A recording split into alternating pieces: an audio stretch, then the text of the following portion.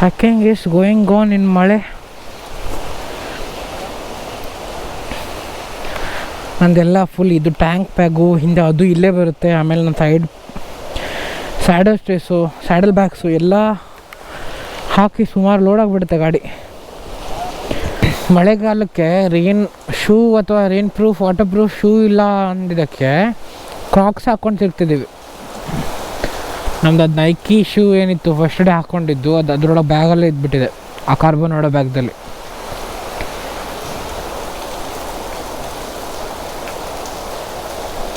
ಬಂತು ಮತ್ತೊಂದು.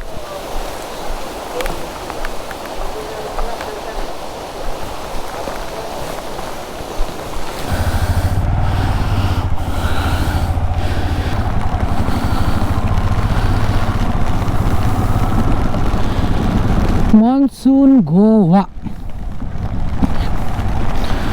ನಾನು ಅಂದ್ಕೊಂಡಿದ್ದು ಮಳೆ ಇರುತ್ತೆ, ಬಟ್ ಈ ರೇಂಜಿಗೆ ಕಂಟಿನ್ಯೂಯಸ್ ಮಳೆ.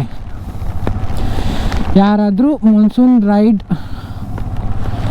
ಪ್ಲ್ಯಾನ್ ಮಾಡಬೇಕಿದ್ರೆ ನಂದು ಪರ್ಸ್ನಲ್ ಅಡ್ವೈಸ್ ಏನಂದರೆ, ಎಷ್ಟು ಕಡಿಮೆ ಆಗುತ್ತೋ ಅಷ್ಟು ಕಡಿಮೆ ಬಟ್ಟೆಗಳನ್ನ, ಎಷ್ಟು ಥಿನ್ ಬಟ್ಟೆಗಳಿದೆ ಅಷ್ಟು ಥಿನ್ ಬಟ್ಟೆಗಳನ್ನ ತಗೊಳ್ಳೋದು ಬೆಸ್ಟು. ಲಗೇಜ್ ಎಷ್ಟು ಕಡಿಮೆ ಇರುತ್ತೆ ಅಷ್ಟೇ ಅಡ್ವಾಂಟೇಜು. ಪ್ಲಸ್ ವಾಟರ್ ಪ್ರೂಫ್ ಇದ್ಬಿಟ್ರೆ ಟೆನ್ಷನ್ನೇ ಇಲ್ಲ.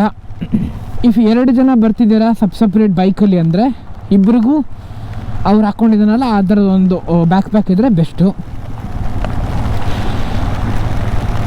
ಪರ್ಫೆಕ್ಟ್. ಅದು ಅಷ್ಟಿದ್ಬಿಟ್ರೆ ಇಲ್ಲ ಅಂದರೆ ನಾ ಕಾರ್ಬನ್ ನೋಡೋದ್ರಿಂದ ಹಾಕಿದ್ದೀನಲ್ಲ ಆ ಥರದೊಂದು ಇದ್ದಿದ್ಬಿಟ್ರೇನು ಸಾಕು. ಹಿಂದೆ ಆರಾಮಾಗಿ ಟೈ ಮಾಡ್ಕೊಂಡು ಬಂಜಿ ಪಾಡಲ್ಲಿ ಹೋಗ್ಬೋದು ಈಸಿಲಿ. ಸಿಕ್ಕಾಪಟ್ಟೆ ಲಗೇಜ್. ನಂತರ ಸ್ಯಾಡಲ್ ಸ್ಟ್ರೇಸ್ ನಿಮ್ಮ ಹತ್ರ ರಾಯಲ್ ಎನ್ಫೀಲ್ಡ್ ಅಥವಾ ಇದು ಸ್ಯಾಡಲ್ ಏನು ಪ್ಯಾನಿಯರ್ಸ್ ಇಲ್ಲ ಅಂದರೆ ನೀವು ಸ್ಯಾಡಲ್ ಸ್ಟ್ರೇಸ್ ಎಲ್ಲ ತರಕ್ಕೆ ಹೋಗ್ಬಿಡಿ. ಅದು ಕಂಪ್ಲೀಟ್ಲಿ ವಾಟರ್ ಪ್ರೂಫ್ ಆಗಿನೂ ಇರಲ್ಲ. ಪ್ಲಸ್ ಅದನ್ನು ನೀವು ಮೌಂಟ್ ಮಾಡಿ ಬರೋದು ಹಾಕೋದು ಅಷ್ಟರೊಳಗೆ ಸುಮಾರು ಪಿಕ್ಚರ್ ಬಿಟ್ಟಿರುತ್ತೆ. ಮಳೆ ಇದ್ಬಿಟ್ರೆ ಮೌಂಟ್ ಮಾಡೋಕ್ಕೂ ಆಗಲ್ಲ ಪ್ರಾಪರಾಗಿ. ಸೊ ಎಷ್ಟು ಕಡಿಮೆ ಆಗುತ್ತೆ ಅಷ್ಟು. ಮತ್ತು ಆಮೇಲೆ ಇದು ವಾಟರ್ ಪ್ರೂಫ್ ಶೂಸ್ ಇದ್ದರೆ ಮಾತ್ರ ಹಾಕ್ಕೊಂಡು ಬನ್ನಿ. ಯಾವ್ಯಾವುದೋ ಶೂಸ್ ಹಾಕ್ಕೊಂಡು ಬಂದರೆ ಒಂದಿನ ಹಾಕಿ ಸೆಕೆಂಡ್ ಡೇ ನೀವು ಅದನ್ನು ಬ್ಯಾಗ್ ಒಳಗೆ ಇಡಬೇಕಾಗುತ್ತೆ ಟೈ ಮಾಡಿ. ಅದನ್ನ ಇಟ್ಕೊಳ್ಳೋದೇ ದೊಡ್ಡ ಕಿರಿಕಿರಿ. ಅದರ್ವೈಸ್ ನೀವು ಸ್ಲೋ ಬರ್ತೀರಾ ಅಥವಾ ಏನೋ ಒಂದು ಅಂದ್ಕೊಳ್ಳಿ, ಕ್ರಾಕ್ಸ್ ಹಾಕ್ಕೊಂಡು ಬನ್ನಿ ಅಥವಾ ಇಟ್ಕೊಂಡು ಬನ್ನಿ ಎಕ್ಸ್ಟ್ರಾ. ಸೊ ಇವಾಗ ಬ್ರೇಕ್ಫಾಸ್ಟ್ ಮಾಡಿಲ್ಲ, 11 ಗಂಟೆ ಆಗೋಯ್ತು. ಚೆಕ್ಔಟ್ 11 ಗಂಟೆಗೆ ಇತ್ತು. ಸೊ 11 ಗಂಟೆಗೆ ಬಂದ್ವಿ ಕರೆಕ್ಟಾಗಿ. ನಮ್ಮ ದಿನ ಅದೇ ಆಗಿದೆ. ಬೇಗ ಹೊರಡ್ಬೇಕು ಅಂದ್ಕೊತೀವಿ, ಅಯ್ಯೋ ಹೇಳೋದೇ 9-10 ಗಂಟೆ ಆಗಿರುತ್ತೆ. ಅದರ ನಂತರ ಎಲ್ಲ ಪ್ಯಾಕ್ ಮಾಡೋಕೆ 1 ಗಂಟೆ ಆಗುತ್ತೆ. ಸೊ ಹೊರಡೋದು. ಸೊ ಹಿಂಗಾಗಿದೆ.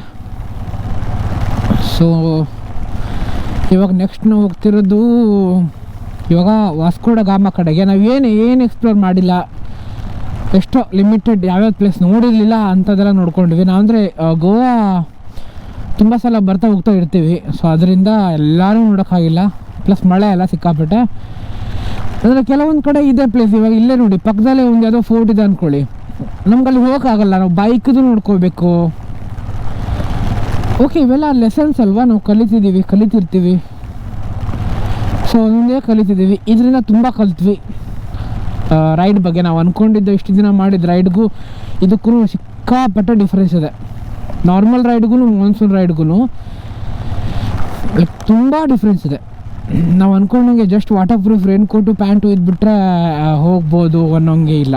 ಪ್ಲಸ್ ಅದರೊಳಗೆ ಮತ್ತು ಇದು ಗೋಪ್ರೋ ಎಲ್ಲ ಹಾಕ್ಕೊಂಡು ಸ್ವಲ್ಪ ವ್ಲಾಗ್ ಮಾಡ್ತೀವಿ ಅಂದರೆ ಮತ್ತೊಂದು ಬೇರೆದೇ ಪದ್ಧತಿ. ಅದು ಬರೀ ಗೋಪ್ರೋ ಹಾಕ್ಕೊಂಡ್ರೆ ಏನು ಟೆನ್ಷನ್ ಇಲ್ಲ, ಯಾವಾಗ ಆನ್ ಮಾಡ್ಕೋಬೋದು. ಯಾಕಂದರೆ ಗೋಪ್ರೋ ವಾಟರ್ ಪ್ರೂಫ್ ಅಲ್ಲ. ಬಟ್ ನೀವು ಯಾವಾಗ ಬೈಕ್ ಕನೆಕ್ಟ್ ಮಾಡ್ತೀರಾ ಮುಗೀತು. ಅದಕ್ಕೆ ಎಕ್ಸ್ಟ್ರಾ ಸ್ಪೆಷಲ್ ಕೇರ್ಸ್ ತೊಗೋಬೇಕು. ನಾನು ಇದಕ್ಕೆಲ್ಲ ನೋಡಿ ಸಪ್ರೇಟಾಗಿ ವ್ಲಾಗಿಂಗ್ ಇದು ಸೆಟಪ್ ಸುಪ್ರೀತ್ ಬ್ರೋ ಹತ್ರ ಇಂದ ತರಿಸ್ಕೊಂಡು ಅದು ಹಾಕ್ಕೊಂಡಿದ್ದೀನಿ. ಅದೂ ಸ್ವಲ್ಪ ಅರ್ಜೆಂಟಲ್ಲೇ ಆಯಿತು. ಅದಕ್ಕೆ ಪ್ರಾಪರಾಗಿ ಸೆಟ್ ಮಾಡ್ಕೊಳ್ಳೋಕೆ ಆಗಿಲ್ಲ ನನಗೆ. ಸೊ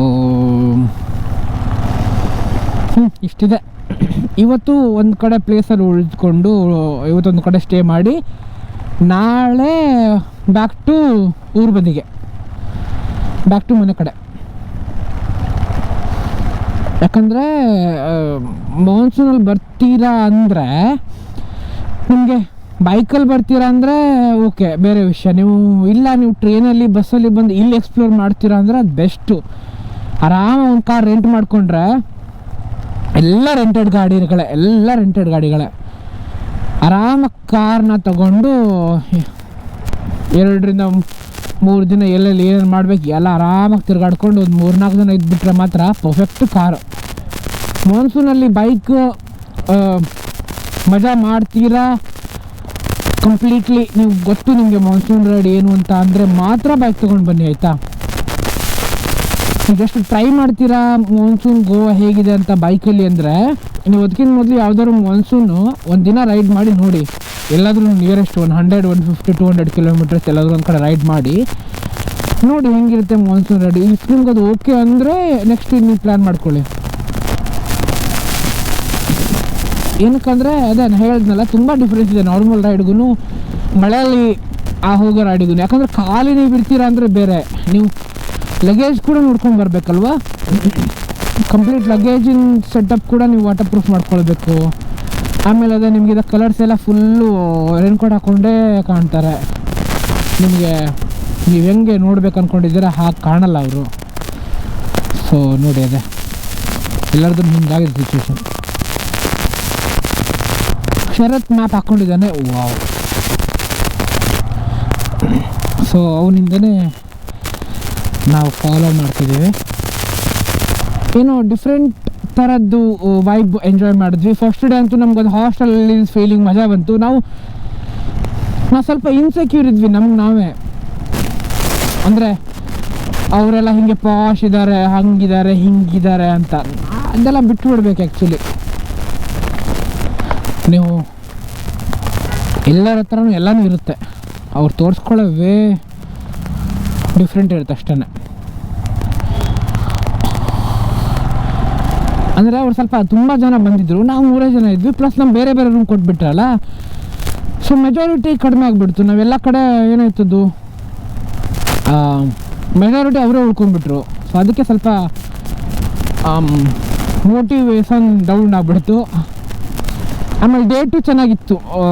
WTF ಹೋಟೆಲ್ ಹೆಸರು WTF ಅಲ್ವಾ, ಸೊ ಅಲ್ಲೇ ಉಳ್ಕೊಂಡಿದ್ದು,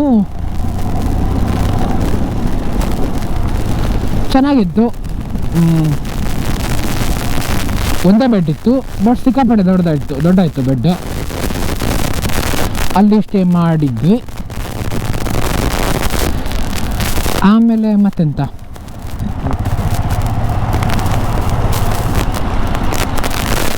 ಅಲ್ಲಿ ಸ್ವಿಮ್ಮಿಂಗ್ ಪೂಲ್ ಆಡಿದ್ದು, ಅದು ಒಳ್ಳೆ ಟೈಮ್ ಆಯಿತು. ಈ ಮಳೆಯಲ್ಲಿ ಸ್ವಿಮ್ಮಿಂಗ್ ಪೂಲಲ್ಲಿ ಆಡಿದ್ದು. ಅದು ಬಿಟ್ಟರೆ ಅದೊಂದಾಯಿತು, ಸ್ವಿಮ್ಮಿಂಗ್ ಪೂಲಲ್ಲಿ ಆಡಿದ್ವಿ. ಅದ್ರ ನಂತರ ಮತ್ತೇನು ಮಾಡಿದ್ವಿ, ಫುಡ್ ಆರ್ಡರ್ ಮಾಡ್ಕೊಂಡು ತಿಂದ್ವಿ. ಒಳ್ಳೆ ನೈಟು ನಿಮ್ಗೆ ತೋರಿಸಿಲ್ಲ, ನೈಟು ಅಲ್ಲಿ ಹೋಟೆಲಿಂದನೇ ಆರ್ಡರ್ ಮಾಡಿದ್ವಿ. ಚೆನ್ನಾಗಿತ್ತು, ಕ್ವಾಂಟಿಟಿ ಸ್ವಲ್ಪ ಕಡಿಮೆ ಇತ್ತು, ಬಟ್ ಪ್ರೈಸ್ ತುಂಬ ಜಾಸ್ತಿ ಇತ್ತು. 1300 ರೂಪಾಯಿನೂ ಆಯಿತು. 2 ಬಿರಿಯಾನಿ, 4 ರೋಟಿ, ಒಂದು ಚಿಕನ್ ಗ್ರೇವಿ ಮಾಡಿದ್ದಕ್ಕೇ ಸಿಕ್ಕಾಪಟ್ಟೆ 1300 ರೂಪಾಯಿನೂ ಆಗ್ಬಿಡ್ತು ನೋಡಿ ಮಳೆ. ಸೊ ಹಂಗೂ ಹಿಂಗೂ ಇರಲಿ ಅಂದ್ಕೊಂಡು ನಾವು ಊಟ ಮಾಡಿಕೊಂಡು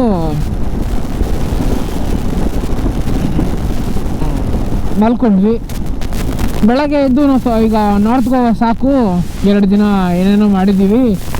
so let's go to South Goa ಅಂತ ಹೇಳ್ಕೊಂಡು ಸೌತ್ ಗೋವಾ ಹತ್ರ ಹೋಗ್ತಿದ್ದೀವಿ. ಇವಾಗ ರೂಮ್ ಬುಕ್ ಮಾಡಿದ್ವಿ ನೈಟು, ಬಟ್ ಅದು ಮತ್ತೆ ನಾವು ನಾರ್ತ್ ಗೋವಾದಲ್ಲೇ ಮಾಡಿದ್ವಿ ಬೈ ಮಿಸ್ಟೇಕಾಗಿ. ಇವಾಗ ನೋಡಿದ್ವಿ ಮ್ಯಾಪ್ ಹಾಕಿದಾಗ ಲೊಕೇಶನ್ನು.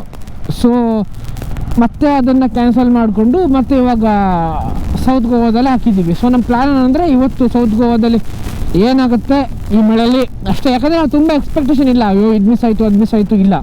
ನಮ್ಗೆ ಗೊತ್ತು ಈ ಸಿಚುವೇಷನಲ್ಲಿ 1-2 ಪ್ಲೇಸ್ ನೋಡಿದ್ರೂ ಸ್ಮೂತ್ ಆ್ಯಂಡ್ ಇನಫ್ ಅಂತ. ಸೊ ನಮಗೆ ಮಾನ್ಸೂನಲ್ಲಿ ಪ್ರಾಪರ್ ಒಂದು ರೈಡ್ ಬೇಕಿತ್ತು. ನನಗೂ ಸುಮಾರು ಕಲಿಯೋಕ್ಕಿತ್ತು ಮಾನ್ಸೂನ್ ರೈಡ್ ಬಗ್ಗೆ. ಸೊ ನಾನು ಸುಮಾರು ಲೆಸನ್ಸ್ ತಗೊಂಡು ರೈಡ್ ಕಂಟಿನ್ಯೂ ಮಾಡ್ತಿದ್ದೀನಿ, ಜೈ ಸ್ವರಾಜ್ ಅಂತ.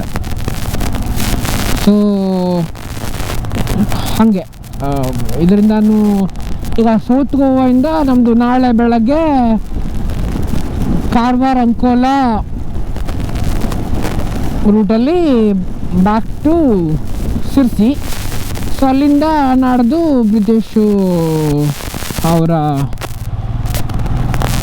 ವರ್ಕಿಗೆ ಹೋಗ್ತಾರೆ, ಶರತ್ತು ವಾಪಸ್ ಬೆಂಗಳೂರಿಗೆ ಹೋಗ್ತಾರೆ.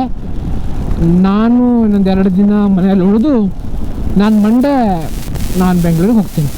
ಅದು ನಮ್ಗೆ ಆಫೀಸಿಗೆ ಕರೆದಿದ್ದಾರೆ ಇವಾಗ ಬರಬೇಕಂತ. ಒಂದು 2-3 ಮಂತ್ಸ್ ಆಯಿತು ನಾನು ಹೋಗಿರಲಿಲ್ಲ. ಇವಾಗ ಮ್ಯಾನೇಜರು ಸಪ್ರೇಟ್ ಮೇಲ್ ಹಾಕಿ ಕರೆದಿದ್ದಾನೆ, ನಿತ್ಕೊಂಡು ಬಾಪ ಸಾಕು ಮನೇಲಿದ್ದಿದ್ದು ಅಂತ. ಸೊ ವೀಕ್ಲಿ ಅಟ್ಲೀಸ್ಟ್ 3 ದಿನ ಆಫೀಸಲ್ಲಿ ವರ್ಕ್ ಮಾಡಬೇಕಂತೆ. ಏನು ಮಾಡೋದು ಕರ್ಮ. ಒಂದೊಂದು ಸಲ ಅನಿಸುತ್ತೆ ಈ ವರ್ಕ್ ಮಾಡೋದು ಇದೇ ಖುಷಿ ಅಂತ. ಯಾಕಂದರೆ ಖಾಲಿ ಬಿದ್ದಿದ್ನಲ್ಲ, ವರ್ಕ್ ಮಾಡೋದು, ಆಫೀಸಿಗೆ ಹೋಗಬೇಕು, ವರ್ಕ್ ಫ್ರಮ್ ಆಫೀಸ್ ಅಂತೆ 3 ದಿನ ಅಂತ ಎಲ್ಲ ಬೇರೆಯವ್ರ ಬಾಯಲ್ಲಿ ಕೇಳ್ತಿದ್ದೆ. ಆಫೀಸಿಗೆ ಹೋಗ್ಬೇಕು ಬ್ರೋ, ಹೈಬ್ರಿಡ್ ಅಂತೆ, ಅದು ಇದು ಅಂತ. ಬಟ್ ನಾನು ಕೂಡ ವರ್ಕ್ ಮಾಡ್ತಿದ್ದೀನಿ ಆಲ್ಮೋಸ್ಟ್ ಇನ್ನೊಂದು 2-3 ತಿಂಗಳಾದರೆ 2 ವರ್ಷ ಕಂಪ್ಲೀಟ್ ಆಗುತ್ತೆ ನಿಮ್ಮದು ಗೊತ್ತಾ. ವರ್ಕ್ ನಂಗೆ ತುಂಬ ಹೆಲ್ಪ್ ಮಾಡ್ತು. ನನಗೆ ಇಷ್ಟ ಆಗಿದ್ದ ಗಾಡಿ, ಆಮೇಲೆ ಇಷ್ಟ ಆದಂತಹ ಗ್ಯಾಜೆಟ್ಸು, ಆಮೇಲೆ ಕಾನ್ಫಿಡೆನ್ಸು ಎಲ್ಲನೂ ಕೊಟ್ಟಿದ್ದು ನಂಗೊಂದು ಜಾಬ್. ಸೊ ಅದು ಯಾರೋ ಅಂದಿದ್ರೇನೋ ಕರೆಕ್ಟಾಗಿ, ಉದ್ಯೋಗಂ ಪುರುಷ ಲಕ್ಷಣಂ ಅಂತ. ಅದು ಆ್ಯಕ್ಚುಲಿ ನಿಜವಾಗ್ಲೂ ಹೇಳಿದ್ದಾರೆ. ಕೆಲಸ ಒಂದಿತ್ತ ಏನಾದ್ರು ಮಾಡ್ಬೋದು, ಏನಾರು ಒಂದು ಮಾಡ್ಬೋದು. ಖಾಲಿ ಇದ್ದಿದ್ರೆ ಜನನೂ ಅಷ್ಟೇ ಅಂತಿದ್ರು. ಆಮೇಲೆ ನಮಗೆ ಕಾನ್ಫಿಡೆನ್ಸ್ ಇರಲ್ಲ. ಸೊ ಯಾರಾದರೂ ಖಾಲಿ ಇದ್ದರೆ ಏನೋ ಒಂದು ಕೋರ್ಸೋ ಏನೋ ಒಂದು ಮಾಡ್ಕೊಂಡು ಕೆಲಸ ಸ್ಟಾರ್ಟ್ ಮಾಡ್ಕೊಳ್ಳಿ. 5-6 ಸಾವಿರ ದುಡಿತೀರ ಸಾಕು ಸ್ಟಾರ್ಟಿಂಗಲ್ಲಿ. ಖಾಲಿ ಇರೋಕ್ಕಿಂತ ಒಂದು 4 ರೂಪಾಯಿ ದುಡಿಯೋದು ಬೆಸ್ಟರ್ ಅಲ್ವಾ. ಓಕೆ, ಇಲ್ಲಿಗೆ ನಮ್ಮದು ಮೋಟಿವೇಶನ್ ವೆಡ್ನೆಸ್ಡೇ ಮುಗಿಸೋಣ. ಇವತ್ತು ಡೇಟ್ ಬಂದು ಜುಲೈ 5, 2023. ನಂಗೆ ಗೊತ್ತು ನಾನು ಸಿಕ್ಕಾಪಟ್ಟೆ ಲೇಟ್ ಮಾಡ್ತೀನಿ ಬ್ಲಾಗ್ ಹಾಕೋಕ್ಕೆ, ಅಪ್ಲೋಡ್ ಮಾಡೋಕ್ಕೆ ಅಂತ. ಬಿಕಾಸ್ ಟೈಮಿಂಗ್ ಇರಲ್ಲ. ಮನೇಲಿದ್ದಾಗ ಶಿಫ್ಟ್ ಟೈಮಿಂಗ್ಸ್ ಆಯಿತು, ಅದ್ರ ನಂತರ ನಾನು ಸ್ವಲ್ಪ ಮೂವೀಸು, ವೆಬ್ ಸೀರೀಸ್ ಎಲ್ಲ ನೋಡೋದು ಜಾಸ್ತಿ. ಸೊ ಅಲ್ಲೇ ಹಾಕ್ಬಿಡ್ತೀನಿ. ನಮ್ಮದು ಈ ಯೂಟ್ಯೂಬ್ ಚಾನಲ್ ಹತ್ತಿರಕ್ಕೆ ನಾವು ಸ್ವಲ್ಪ ಟೈಮ್ ಕಡಿಮೆ ಕೊಡ್ತಿದ್ದೀನಿ. ನಂದು ವೆರಿಫಿಕೇಷನ್ ಎಲ್ಲ ಬಂದಿದೆ, 2-3 ತಿಂಗಳಾಯ್ತು, ಇನ್ನೂ ವೆರಿಫಿಕೇಷನ್ ಮಾಡಿಲ್ಲ. ನಾನು ಅಷ್ಟು ಲೇಸಿ ಆಗಿಬಿಟ್ಟಿದ್ದೀನಿ. ಸೊ ಬ್ರೇಕ್ಫಾಸ್ಟ್ ಮಾಡಿರಲಿಲ್ಲ ಅಲ್ಲ, ಪಿಜ್ಜಾ ತಿನ್ನಬೇಕಂತ ತುಂಬ ಇತ್ತು ಮೈಂಡಲ್ಲಿ. ಸೊ ಡೊಮಿನೋಸಿಗೆ ಬಂದಿದ್ದೀವಿ. ಸೊ ಆಫ್ಟರ್ 2 hours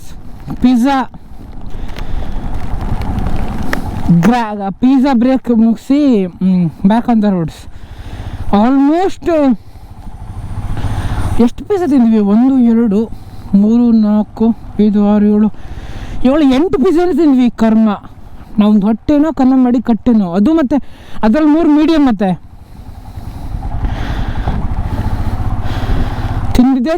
ತಿಂದಿದ್ದು 2 ಗಂಟೆ ಆಲ್ಮೋಸ್ಟ್ ಅಲ್ಲೇ. 4 ಕೋಕ್ ಬಾಟ್ಲ್ ಖಾಲಿ ಮಾಡಿದ್ದೀವಿ, ಅರ್ಧ ಲೀಟ್ರಿಂದು. ಮತ್ತು 8 ಪಿಜ್ಜಾ ಖಾಲಿ ಮಾಡಿದ್ವಿ. ಇವರಿಬ್ಬರು ನಿಮ್ಗೆ ಕಾಣ್ತರು ಏನೋ ಫುಲ್ಲು ಸಣ್ಣ ಕಾಣ್ಬೋದು ನಿಮಗೆ. ನಾನೆಷ್ಟು ತಿಂದೆ ಅಷ್ಟೇ ತಿಂದ್ರು ಅವರು. ಇಲ್ಲ ಮತ್ತು ನಾನೇ ತಿಂದೆ ಅನ್ಕೋಬಿಡಿ. ಅದಂತಾರಲ್ಲ, ಸಣ್ಣ ಇರ್ತರು ನೋಡಿದ್ರೆ ಏನು ತಿನ್ನೋದೇ ಇಲ್ಲ ಅನಿಸುತ್ತೆ, ಆದರೆ ಎಷ್ಟು ತಿಂದು ದಪ್ಪ ಆಗೋದಿಲ್ಲ. ಆ ಕ್ಯಾಟಗರಿ ಇವರಿಬ್ಬರು. ಇನ್ನು ಪ್ರಿತೇಶ್ ಇದ್ನಲ್ಲ, ನನಗೆ ಟಕ್ಕರ್ ಕೊಡ್ಬೇಕು, ನನಗೇನಾದ್ರು ಕಾಂಪಿಟೇಷನ್ ಬರಬೇಕಂದ್ರೆ ಪ್ರಿತೇಶೇ ಕರೆಕ್ಟ್. ಓಕೆ, ಸೊ ಇವಾಗ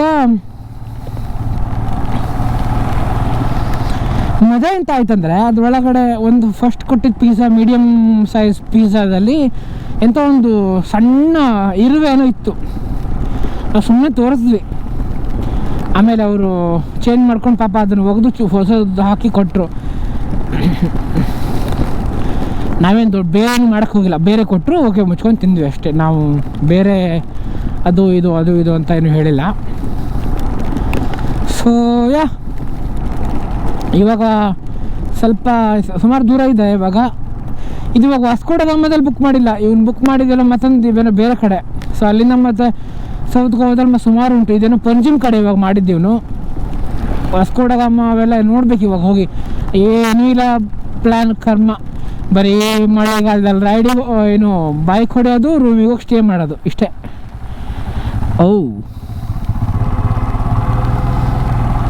ಬಟ್ ಕ್ರೇಜಿ ಇತ್ತಪ್ಪ ಎಕ್ಸ್ಪೀರಿಯನ್ಸ್, ಮೆಮೊರೇಬಲ್ ಎಕ್ಸ್ಪೀರಿಯನ್ಸ್. ಆರಾಮ್ ಒಂಥರ ವೆಕೇಷನಿಗೆ ಬಂದಂಗೆ ಆಯಿತು, ರೈಡಿಗೆ ಬಂದಂಗೆ ಆಗಲೇ ಇಲ್ಲ.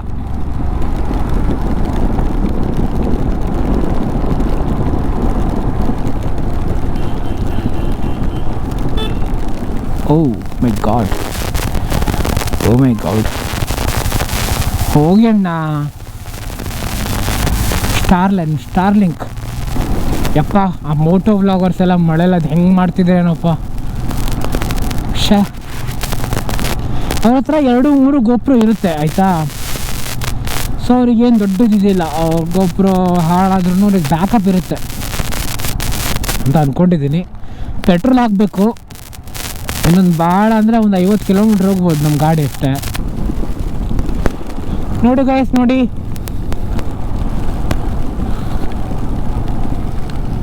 ಗೈಸ್, ಫುಲ್ ಮಳೆಯಲ್ಲಿ ಗೋವಾ ಹಿಂಗೆ ಕಾಣ್ತಿದೆ, ಬಸ್ಗಳು ಹಿಂಗೆ ಕಾಣ್ತಿದ್ದಾವೆ. ಆ ಕಡೆ ನೋಡಿ ಫುಲ್ ಟ್ರಾಫಿಕ್ ಜಾಮ್ ಆಗ್ತಿದೆ. ವಾವ್, ತುಂಬ ಚೆಂದ ಕಾಣ್ತಿರೋದಲ್ಲ.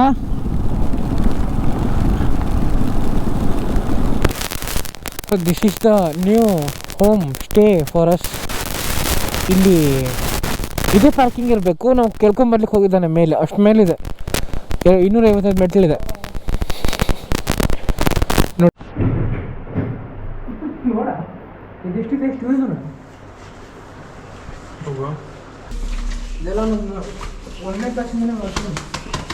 ಯಾವ ಪ್ಲೇಸ್ ಅಂತ ಹೇಳಿ ಲೊಕೇಶನ್ ಹಾಕಿ.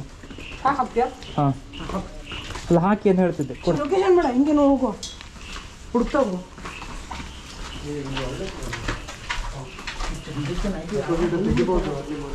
ಹೌದಲ್ಲ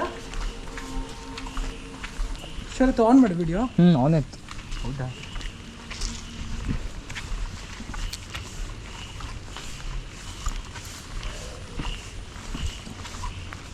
ಮತ್ತೆಲ್ಲ ಒಂದು ಶಾರ್ಟ್ಸ್ ಹೊರಗಡೆ ಸರ್. ನನ್ನ ಲೊಕೇಶನ್ಗೆ ಇನ್ನೂ ಟಿಟಿಎಸ್ ಲೈನ್ ತೋರಿಸ್ತಿತ್ತು.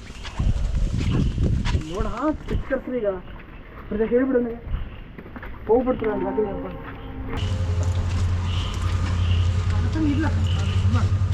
ಅಯ್ಯೋ ಚಂಡಿ ಇಲ್ಲ ಮಾರೆ.